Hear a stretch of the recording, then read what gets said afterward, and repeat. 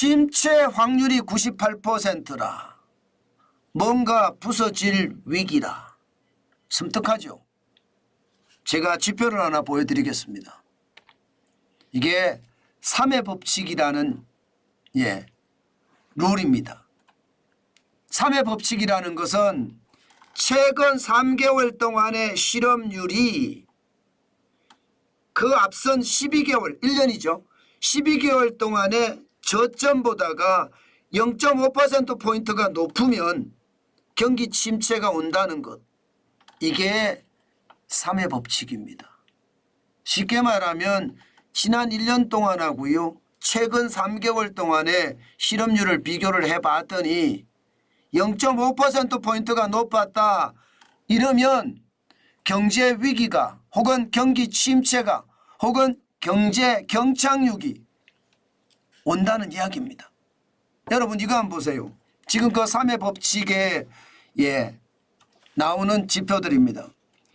0.5%포인트가 경기 침체 마지노선이거든요. 그런데 보십시오. 글로벌 금융위기 때입니다.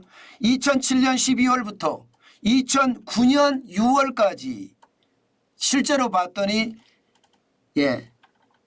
1년 동안의 실업률하고 최근 3개월 동안의 실업률을 봤더니 차이가 0.40%포인트가 차이가 났습니다.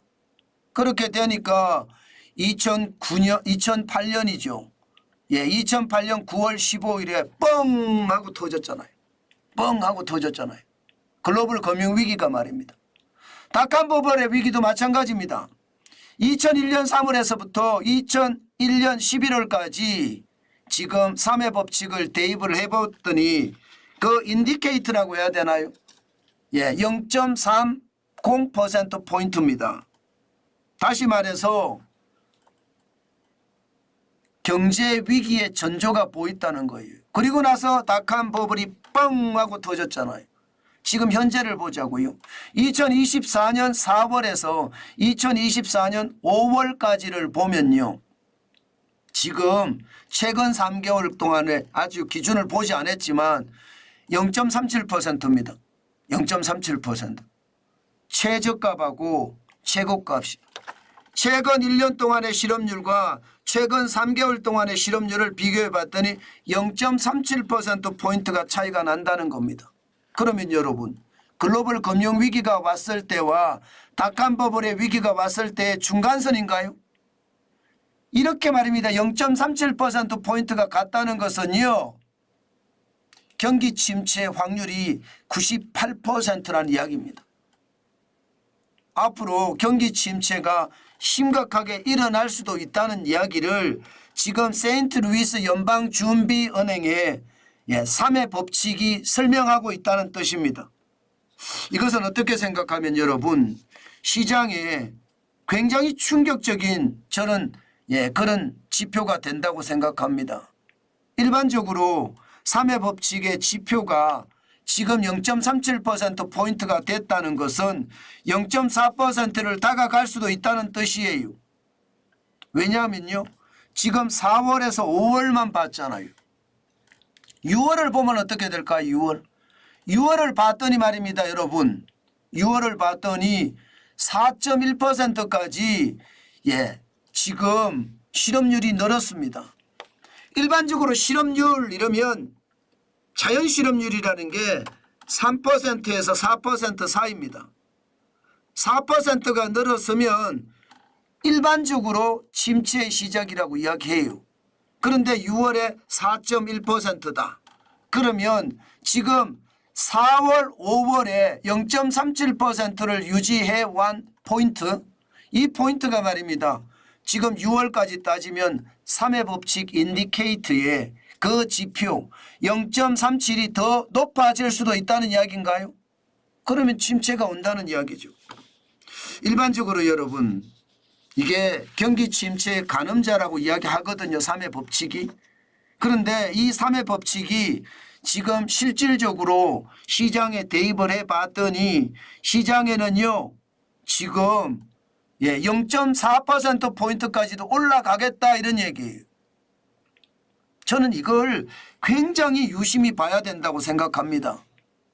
지금 그 상태가 굉장히 어렵다는 거예요.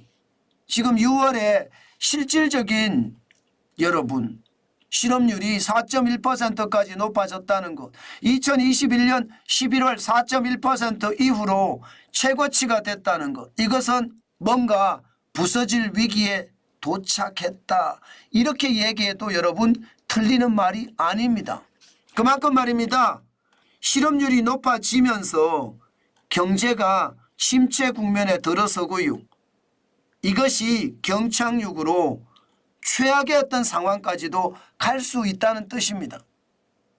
3회 법칙은요. 항상 경기 침체의 가늠자로 많은 사람들이 봅니다. 그런데 이 3회 법칙의 인디케이터 지표가 0.37%포인트에서 0.40%포인트로 올라간다는 것, 이것 자체가 글로벌 금융위기가 터졌던 것처럼 지금 경제위기가 터질 수도 있다는 것 분명히 말해주고 있습니다.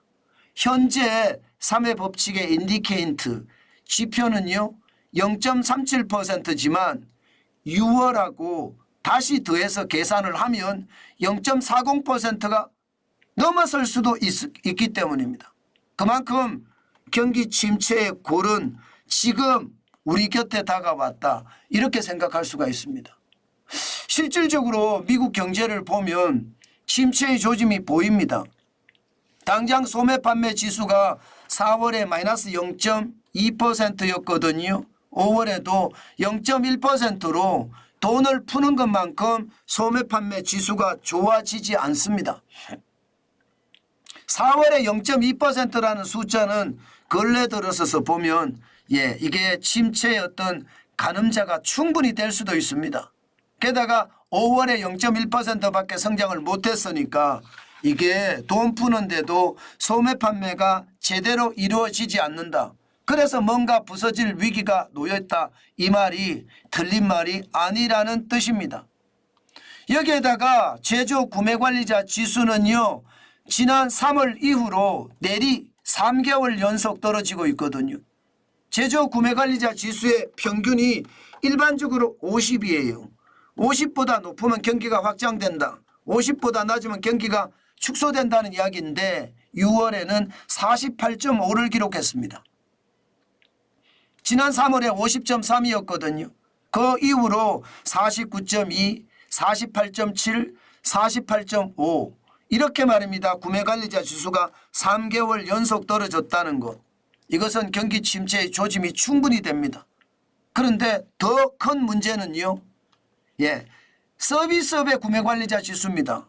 지금 5월에 53.8까지 올라갔었던 게 6월에 48.8로 떨어졌습니다.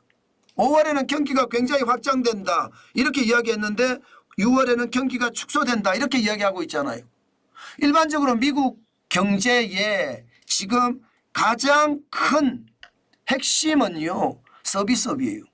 서비스업이 상승을 하니까 경제가 좋아지고 실업률이 그만큼 낮아졌었는데 서비스업이 나빠지니까 경제 자체가 무너진다. 이런 얘기 충분히 나올 수 있죠. 결국 말입니다.